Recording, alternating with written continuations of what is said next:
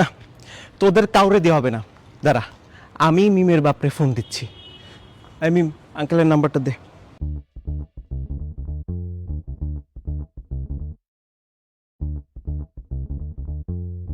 এই সবাই চুপ থাক, কোনো কথা বলবি না।